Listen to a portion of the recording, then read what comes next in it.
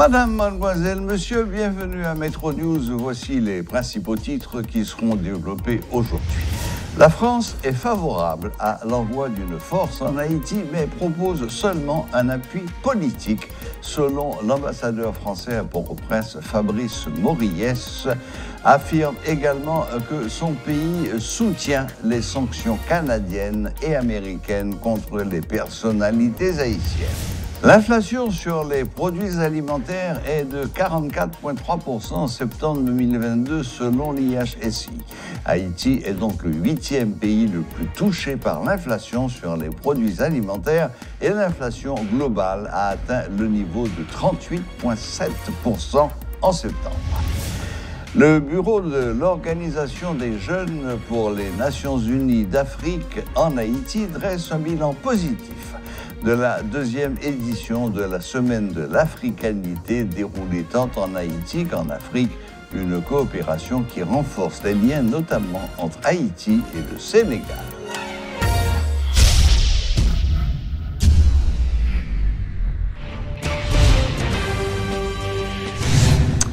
La France supporte les sanctions adoptées par le Canada et les États-Unis contre les officiels haïtiens, affirme l'ambassadeur de France en Haïti, Fabrice Moriès. Monsieur Moriès a annoncé que son pays est également favorable à l'envoi d'une force en Haïti, que la France apporterait un soutien politique à cette idée. Soulignant que les résolutions de l'ONU s'imposent également aux autorités haïtiennes, M. Moriès dit espérer qu'elles prennent leurs responsabilités et fassent la lumière sur les accusations portées contre les officiels haïtiens sanctionnés par le Canada ou les États-Unis. Écoutons l'ambassadeur de France en Haïti, Fabrice Moriès. Non, nous ne sommes pas silencieux, nous ne sommes pas discrets. Par contre, nous avons été concentrés depuis l'adoption de la résolution 2653 le 21 octobre au Conseil de sécurité des Nations Unies sur la transposition de ce texte en droit européen. Comme vous le savez, le thème des sanctions à l'égard de telle ou telle personnalité, qu'il s'agisse d'une personnalité haïtienne ou d'une toute autre personnalité, est une compétence de l'Union européenne. Et donc, la priorité pour nous a été de transposer cette résolution dans le droit européen des 27 États membres de l'Union européenne. Et c'est ce qui a été fait avant-hier. Donc, c'est un processus un peu technique, un peu compliqué, qui requiert l'accord des 27 États membres. Et nous l'avons obtenu cette semaine. Et donc, je peux vous annoncer que cette résolution a été aujourd'hui transposée dans le droit européen. Donc, il n'y a pas d'ambiguïté. La France soutient pleinement ce processus de mesures coercitives contre un certain nombre de personnalités selon les critères qui ont été définis par le Conseil de sécurité, qu'elles sont coupables d'activités délinquantes ou en collusion avec les gangs ou avec des trafics divers et variés qui contribuent à l'insécurité et à l'instabilité d'Haïti. C'est un processus que nous soutenons pleinement et à la fois à Bruxelles et également à New York, puisque nous allons, nous l'espérons, participer pleinement à la mise en œuvre de cette résolution 2653. Nous avons d'ailleurs proposé des experts français pour participer aux travaux du comité des sanctions qui définira la liste des Nations Unies sur ce plan. Oui, nous avons accueilli favorablement cette idée. Lorsque le Premier ministre Ariel Henry a formulé cette demande au début du mois d'octobre, la ministre des Affaires étrangères, Catherine Colonna, qui était d'ailleurs en visite à Washington, s'est exprimée sans ambiguïté sur ce sujet et a indiqué que la France apporterait son soutien. Après, nous verrons selon quelle modalité si cette force se met en place, mais que nous apportions en tout état de cause notre soutien politique à cette idée.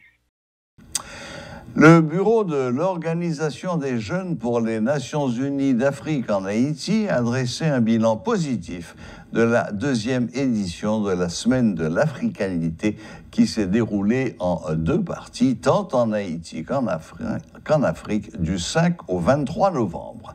Des visites guidées, des séances de formation, des conférences-débats ont eu lieu, a expliqué le représentant de ces structures, Amos Saint-Cyr, qui a rappelé que l'Afrique offre de nombreux avantages aux jeunes Haïtiens et notamment des bourses d'études. Cette coopération s'inscrit dans le cadre du renforcement des liens entre Haïti et le Sénégal, a-t-il souligné, tout en invitant les jeunes à se tourner vers l'Afrique. Suivez ce reportage de Rudolf Pierre-Louis. BOJNUA, c'est une institution qui signifie Bureau de l'Organisation des jeunes pour les Nations unies d'Afrique en Haïti. Nous, c'est un bureau décentralisé, un bureau central qui est OJNUA, qui c'est Organisation des jeunes pour les Nations unies d'Afrique en Haïti. Les relations entre Haïti et l'Afrique se resserrent sur le plan culturel et éducatif. À travers le BOJNUA, la Semaine de l'Africanité s'est déroulée d'abord en Haïti avant de prendre fin au Sénégal. Mais qu'en est-il de cette nouvelle structure? Le directeur de communication de ce bureau, Olsen Barthélemy, explique. Qui prend naissance en 2017 à Ouagadougou, au Burkina Faso, Afrique de l'Ouest. Dans chaque pays, il y a un bureau par eux. Et Haïti, c'est un bureau qui est représenté par le BOJNUA. Dans le souci pour nous renforcer les relations entre Haïti et l'Afrique, nous avons décidé d'organiser plusieurs activités, parmi lesquelles l'activité phare, qui c'est la Semaine de l'Africanité. C'est une activité qui est là pour éduquer les jeunes Haïtiens sur cette alternative qui est l'Afrique. Éduquer également dans le sens que pour assurer nous que les jeunes connaissent que l'Afrique existait et que les Haïtiens sont capables de virer les yeux également vers leur mère qui est l'Afrique. Cette activité avait deux volets, l'un en Haïti qui s'est développé le 5 novembre dernier et l'autre à Dakar, la capitale du Sénégal, du 19 au 23 novembre. Des visites guidées, des séances de formation et des conférences débats ont eu lieu.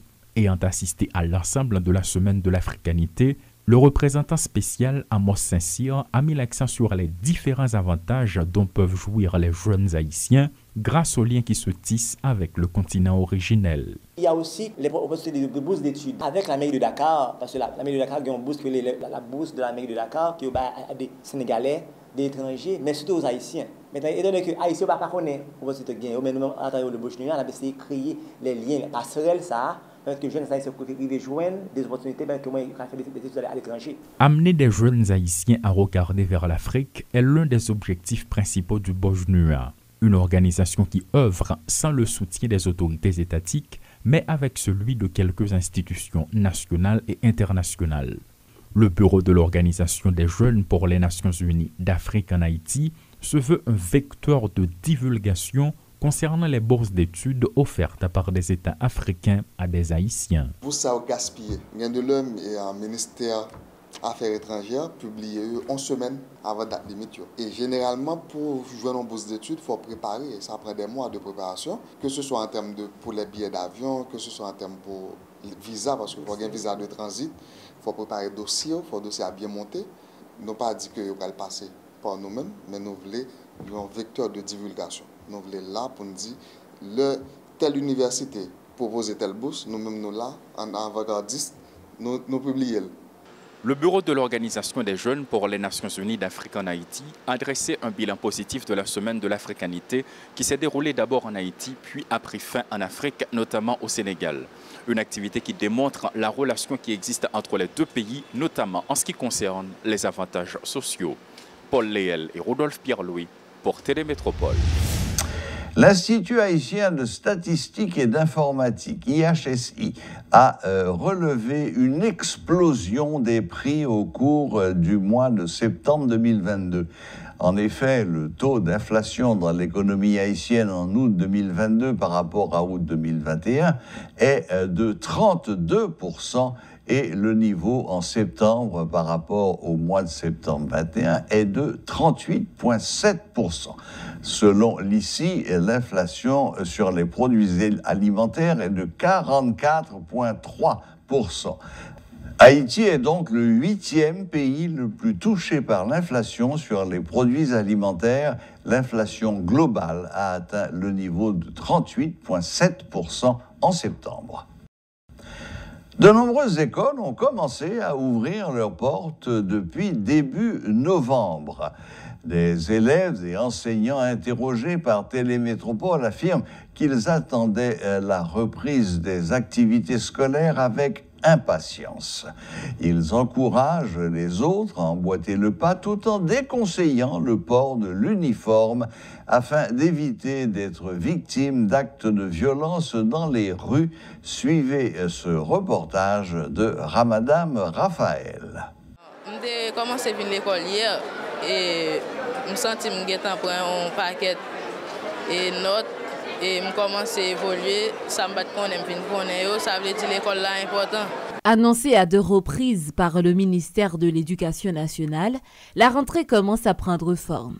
Certains établissements scolaires ont finalement rouvert leurs portes un peu partout sur le territoire national. Un moment très attendu par beaucoup d'enfants. Je suis là, ça fait plaisir du tout. Moi, c'est là que je suis monté sur tête. Moi,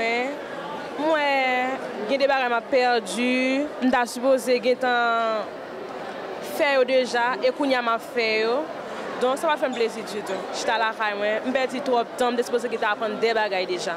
Je me dis envie de l'école là pour moi amis et me dis juste envie de l'école là et c'est pas seulement pour me dire ouais amis mais pour me dire qu'à travail parce que me fait on prend dans la caille moi.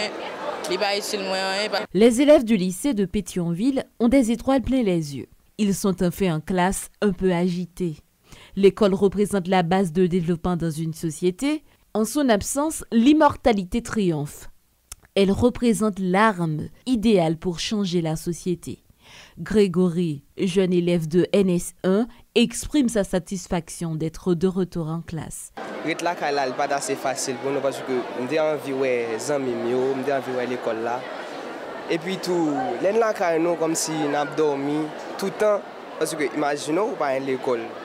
Pas à l'école donc on va dormir tard, lever tard bien sûr et puis je suis content là ensemble avec les amis moi nouveau professeur nouveau élève tout dans le lycée je suis content là.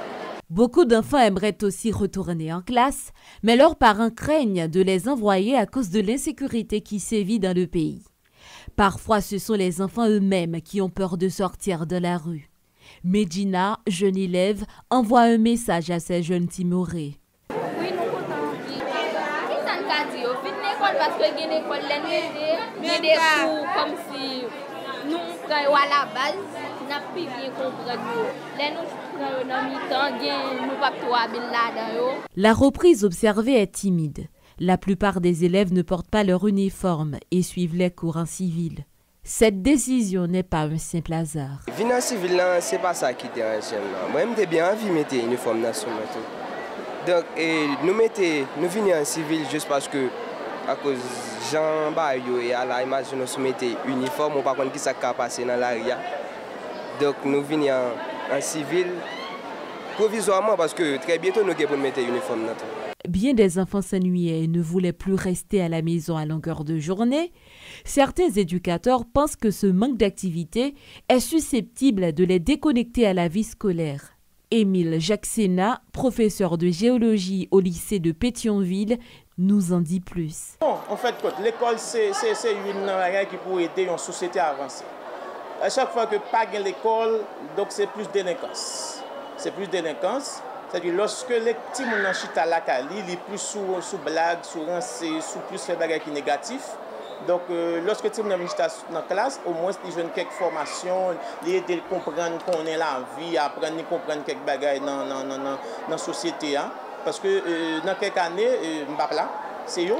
Dans quelques années, monsieur directeur Jean-Marc, ce n'est pas le cap là, c'est une dans eux, peut-être même si ce n'est pas ici, mais on l'autre côté quelconque.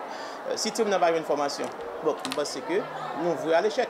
Au 28 novembre, 35% d'écoles fonctionnaient dans le pays, selon le ministère de l'Éducation nationale et de la formation professionnelle.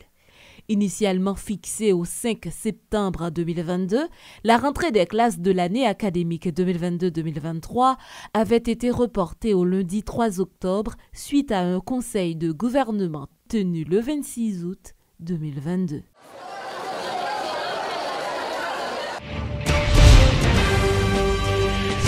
Voilà, la boucle est bouclée. Merci de nous rester fidèles et à la prochaine. Même heure, même chaîne.